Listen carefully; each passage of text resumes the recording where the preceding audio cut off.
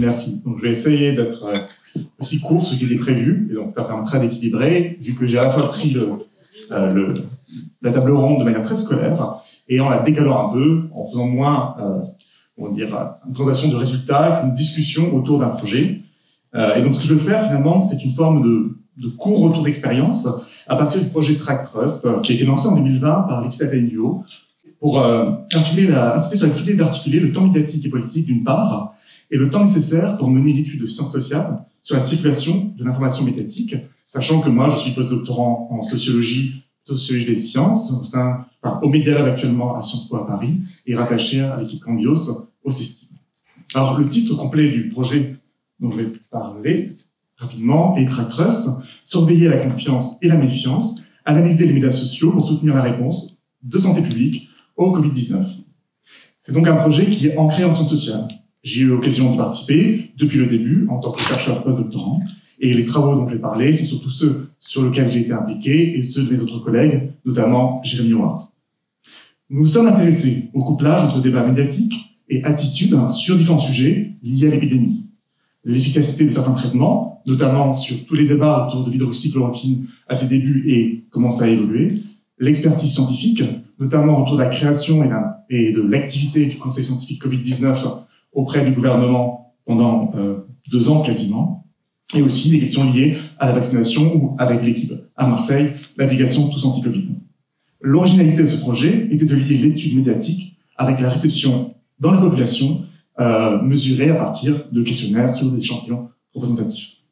Donc, sur la slide, il y a quelques travaux qui ont été publiés, mais je ne vais pas rentrer dans des résultats précis, et plutôt donner un balayage général.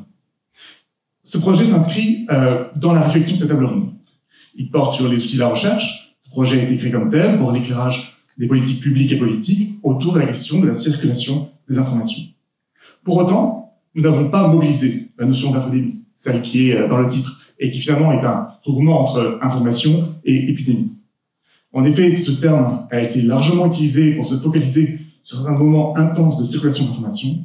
Il incorpore une dimension très normative, notamment centrée sur les informations fausses et sur les très forts taux d'activité qui convient assez peu à une approche en sciences sociales. Ainsi, la forte incertitude des débuts de l'épidémie a été caractérisée par une surmédiatisation de toutes les informations, notamment politiques. Et donc ça pose la question en fait des critères pour en considérer certaines comme relevant d'infodémie et pas d'autres, notamment par exemple la tenue des élections au début de l'épidémie. Nous avons donc privilégié un cadre plutôt proche des débats publics ou des controverses sociotechniques pour étudier justement ces enjeux de médiatisation. Alors, comme je disais, c'est un projet qui est vraiment en SHS, et il pose directement la question de l'intégration des travaux de sciences sociales, notamment de sociologie ici, dans les moments d'urgence, et des conditions de participation de ces disciplines à la temporalité de la santé publique. Cela signifie essayer de tenir ensemble la temporalité de nos disciplines et celle de l'actualité, à la fois comme objet d'étude et comme domaine d'action. En fait, ce projet a fait partie d'un beaucoup plus large, l'engagement des chercheurs de toute discipline sur les questions liées à l'épidémie de Covid-19. Une enquête récente menée par le sociologue Michel Dubois a montré qu'1 tiers des chercheurs du CNRS se sont engagés au moins un peu dans des questions liées à l'épidémie de Covid, et notamment 11% de tous les chercheurs de manière assez forte ou très forte. Et le taux est d'autant plus élevé dans les sciences humaines et sociales. L'engagement du projet dont je vous parle n'a été possible que grâce à des politiques scientifiques volontaristes. Aline en a parlé, il y a eu un appel d'offres de l'ANR qui s'appelait Flash, qui a permis de financer justement ce projet et de le faire exister. Et donc, ça a permis de le lancer très rapidement avec le début de l'épidémie. Cependant, l'existence même du projet n'a pu exister que par entièrement l'existence d'un certain nombre d'infrastructures déjà présentes, notamment des travaux existants sur la médiatisation de l'épidémie et l'épidémie d'Ebola menée par Laetitia, et un programme de recherche sur la vaccination et les stations vaccinales mené par Jérémy Ward, qui avait déjà l'habitude de faire l'analyse médiatique et de la passation de questionnaires. Ces infrastructures ont été la condition nécessaire pour la production rapide et régulière de données permettant d'outiller les analyses. Cette relation entre infrastructures accessibles et études des infodémies me paraît cruciale à souligner. En effet, informer ces dynamiques nécessite d'accéder rapidement aux sources. L'exemple par excellence, en fait, est la position que Twitter occupe beaucoup dans le domaine, parce qu'en fait, c'est une source qui est facile d'accès, avec une API qui est faite pour justement accéder à des données de manière assez libre. Et d'ailleurs, la grande polémique et inquiétude qui a été générée suite au rachat de Twitter par Elon Musk montre bien en fait la vulnérabilité de nos disciplines par rapport justement à ces sources d'information et ces infrastructures. Certains de ces traitements se généralisent en raison de leur facilité. Ce sont les bricolages qui nous ont permis dans les faits de faire un suivi de la presse et des médias à l'échelle nationale. Ces questions de l'urgence posent donc la question au retour des infrastructures pour suivre ces épidémies, on va dire, d'information. Notre temporalité propre aussi divergeait de celle de l'action publique. Pour autant, nous avons essayé, autant que faire se peut, d'ancrer nos travaux et nos résultats dans la temporalité du sujet traité. Un des aspects largement pointés ces deux dernières années est que le rythme de la publication scientifique n'est pas en phase avec celle de l'urgence. Les revues médicales ont accéléré leur processus de publication, assez peu les revues en sciences humaines et sociales.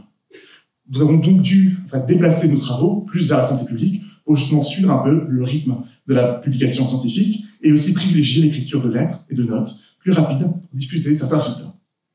Cela a eu pour conséquence de repousser et de délayer la publication d'articles dans le domaine.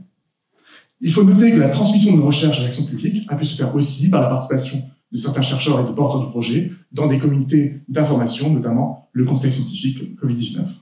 Il y a donc une articulation, certes toujours insuffisante, mais bien réelle, entre le domaine très disciplinaire de la recherche et le domaine de l'action publique.